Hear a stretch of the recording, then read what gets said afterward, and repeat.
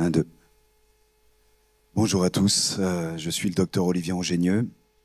Je suis praticien hospitalier au Centre hospitalier de l'Ouest guyanais, gériatre et paléontologue. Je vais vous présenter une étude qu'on a faite sur le ressenti des soignants vis-à-vis du multiculturalisme des patients pris en charge en soins palliatifs à l'Ouest guyanais. Alors les soins palliatifs qui sont nécessaires à une prise en charge optimale des patients atteints de maladies évolutives avancées, notamment en fin de vie, font partie des soins qui sont prodigués depuis une dizaine d'années au centre hospitalier de l'Ouest guyanais et notamment dans les 2 lits identifiés soins palliatifs du SSR.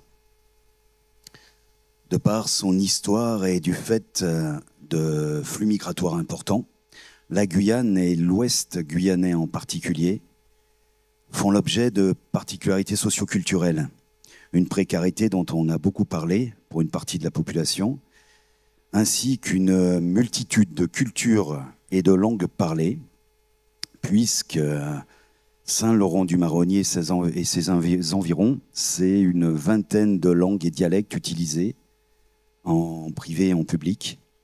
Alors bien sûr le français, les divers créoles, le Nenge Tongo qu'on appelle aussi Bushi Tongo ou très vulgairement Taki-Taki qui est un dérivé en fait du créole surinamais, le Sranam Tongo et des différentes langues noires-marronnes, Djuka Tongo, Aluku Tongo, Saramaka Tongo, etc.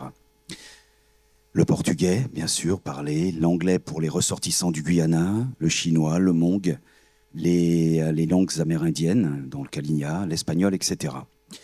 Plus de 50% de la patientèle du CHOG n'est pas francophone. Alors cette diversité culturelle, elle est retrouvée dans les lits identifiés soins palliatifs du CHOG, avec une prédominance pour les cultures bushinengue, plus de 50%, haïtiennes et créoles.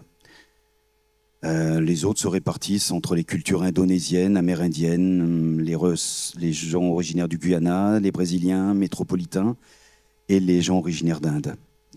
Le but de notre étude était donc d'évaluer le ressenti des soignants vis-à-vis de ces diversités culturelles des patients qu'ils prenaient en charge en soins palliatifs à l'Ouest guyanais.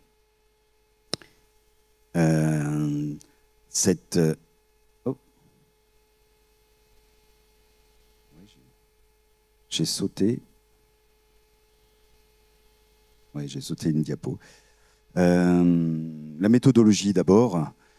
Nous avons fait une étude qualitative parce qu'il s'agissait de recueillir le ressenti d'une population, c'est-à-dire un sentiment subjectif, un jugement personnel. Il a fallu donc utiliser des questions ouvertes afin que les personnes interrogées puissent exprimer et clarifier et reformuler en fait ce qu'ils voulaient dire, ce qu'ils ressentaient. La population étudiée était constituée de 20 soignants, 3 médecins, 9 infirmières, 6 aides-soignants, une psychologue et un kiné, représentatifs des intervenants en soins palliatifs et eux-mêmes originaires de cultures diverses.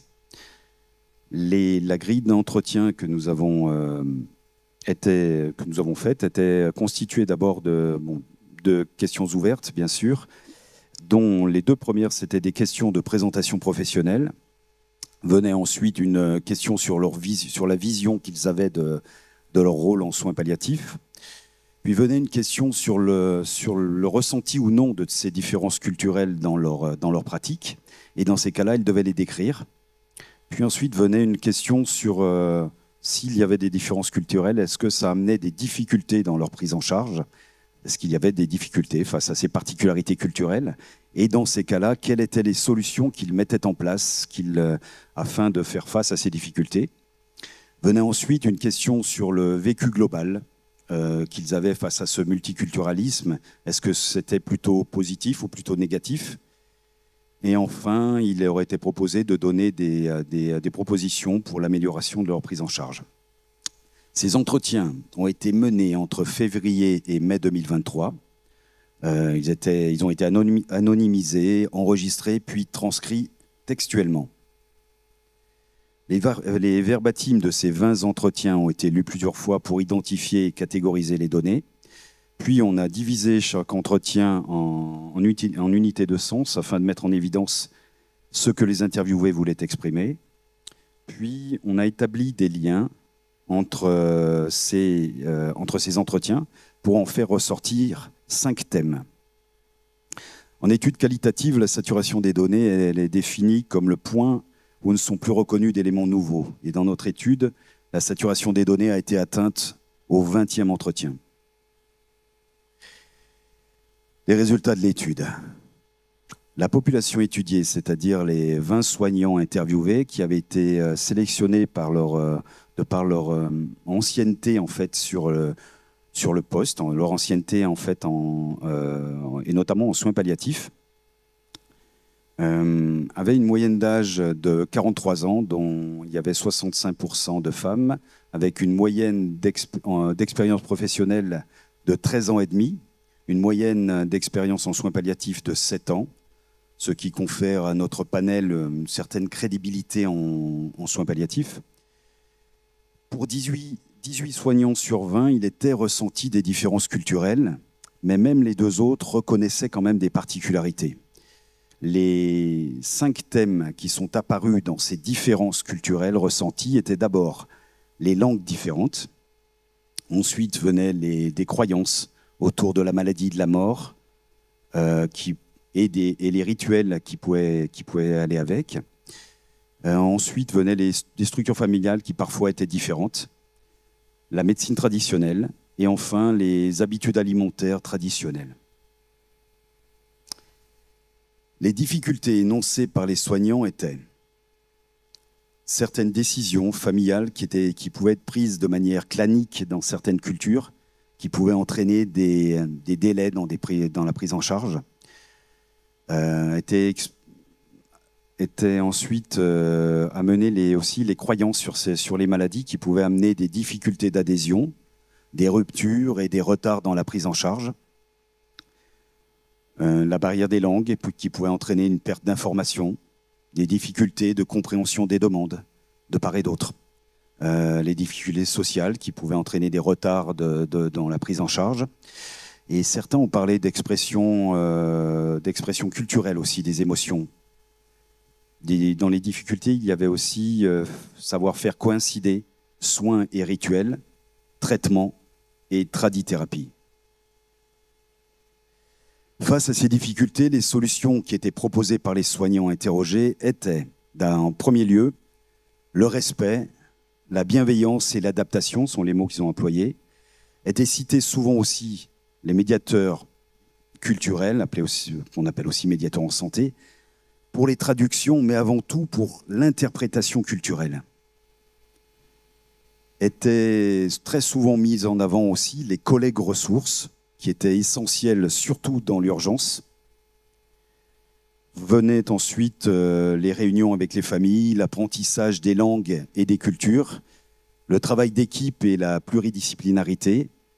Et enfin, en dernier lieu, en absence d'autres solutions, certains ont évoqué le fait qu'on pouvait utiliser aussi la communication universelle par gestes, mimiques, etc. Quoi qu'il en soit, le ressenti global des soignants vis-à-vis de ces diversités culturelles était surtout positif, apportant enrichissement personnel et professionnel. Il ressort de cette étude que la majorité des participants reconnaissaient des différences culturelles qu'il fallait respecter et auxquelles il fallait s'adapter au mieux pour un accompagnement de fin de vie de meilleure qualité. Quand on reprend la littérature internationale qui traite à la fois de culture et soins palliatifs, dans la littérature internationale, il y a beaucoup de littérature anglo-saxonne, américaine, canadienne, australienne, avec les populations autochtones.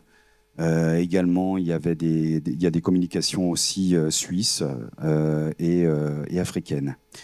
Quand on reprend cette littérature internationale, on se rend compte qu'elle va dans ce sens et que de nombreux auteurs en fait, ont montré l'intérêt de soins palliatifs qu'ils ont appelés sensibles à la culture, pour le bien-être des patients en fin de vie, c'est-à-dire des soins empreints d'une manière d'être attentive et respectueuse des différences culturelles. Enfin, la spiritualité, au sens large du terme, était aussi abordée par les participants.